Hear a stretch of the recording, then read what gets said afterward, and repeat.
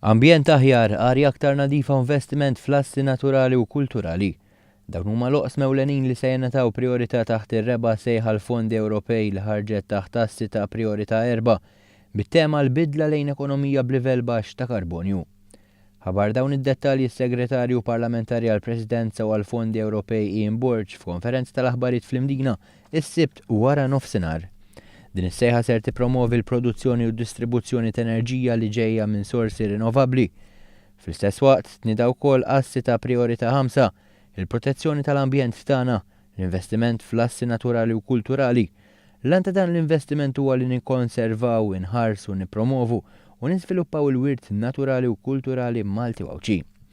Is-Segretarju Parlamentari Burge qal li din is-sejħa hija mmirata lejn il-Kunsilli Lokali u l-organizzazzjonijiet mhux governattivi u fakkar li l-proposti ta' proġetti jistgħu jiġu sottomessi sas-7 ta' April li ġej. Is-Segretarju Parlamentari konkluda li dawn is-sejħiet jiġdu r-rieda tal-Gvern li jimpenja u jaċċerta aktar fondi għal ħarsin ta' ambjent aħjar waqt li ħeġġeġ lill-Kunsilli Lokali u l-organizzazzjonijiet mhux governattivi joħorġu bil-proposti ta' proġetti tagħhom u jagħmlu użu minn dawn il-fondi Ewropej.